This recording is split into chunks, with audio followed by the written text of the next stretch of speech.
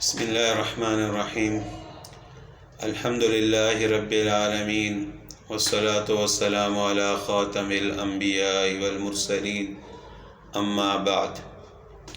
نماز کے دوران تلاوت کرتے ہوئے ترتیب کا لحاظ رکھنا سنت ہے، یعنی اگر پہلی رکعت میں جو سورت پڑھی گئی ہے تو بعد والی رکعت میں اس کے بعد والی سورت، یعنی کوئی بھی سورت ہو لیکن اس کے بعد ہو، اس سے پہلے والی نہ ہو۔ ترتیب کا یہ مطلب ہے۔ مثال کے طور پر اگر کسی شخص نے نماز کی پہلی رکعت میں سورہ فیل کی تلاوت کی تو اب سورہ فیل کے بعد 9 صورتیں ہیں، تو دوسری رکعت میں اس کو چاہیے کہ ان 9 صورتوں میں سے کسی کی تلاوت کرے، یعنی وہ صورت پڑھے جو سورہ فیل کے بعد ہو۔ اس کا مطلب ہے ترتیب کے ساتھ تلاوت کرنا۔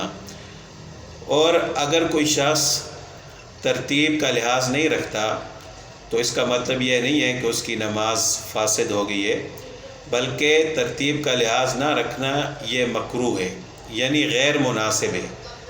جان بوجھ کر ایسا نہیں کرنا چاہیے، لیکن اگر ترتیب غلط بھی ہو جائے، بعد والی صورت انسان پہلے پڑھ لے، پہلی والی بعد میں پڑھ لے، تو تب بھی نہ تو نماز فاسد ہوتی ہے، نہ ہی سجدہ سہو واجب ہوتا ہے، لیکن ایسا کرنا مناسب نہیں ہے۔ تو ترتیب کا لحاظ رکھنا چاہیے۔ نماز کے دوران ہم جتنی زیادہ سنتوں پر عمل کریں گے اتنا ہی زیادہ اللہ تعالی ہمیں اجر عطا فرمائیں گے۔ اب ترتیب کا لحاظ رکھتے ہوئے بعض اوقات ایسا ہوتا ہے کہ انسان پہلی رکعت میں ہی سورہ ناس پڑھ لیتا ہے، غلطی سے یا جان بوجھ کر بھی پڑھ لیتا ہے، تو اب دوسری رکعت میں اس کو کیا کرنا چاہیے؟ یعنی اگر پہلی رکعت میں سورہ ناس پڑھ لی تو سورہ ناس کے بعد تو کوئی صورت نہیں ہے کہ وہ دوسری رکعت میں پڑھے گا، تو اب اس کو چاہیے کہ وہ دوسری رکعت میں بھی سورہ ناس ہی پڑھے۔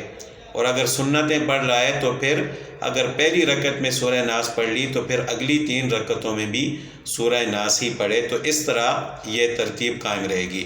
لیکن اگر پہلی رکعت میں سورہ ناس پڑھ لی ہے تو پھر اگر دوسری رکعت میں کوئی اور سورت پڑھے گا تو ظاہری طور پر پھر ترتیب جو ہے وہ غلط ہو جائے گی۔ تو بہرحال ترتیب کا لحاظ رکھنا سنت ہے، اور ترتیب کے خلاف کرنا یہ مکروہ ہے، جان بوجھ کر نہیں کرنا چاہیے، اور اگر غلطی سے ہو جائے تو نماز فاسد نہیں ہوتی اور نہ ہی سجدہ سہو واجب ہوتا ہے۔ آخر دعوانا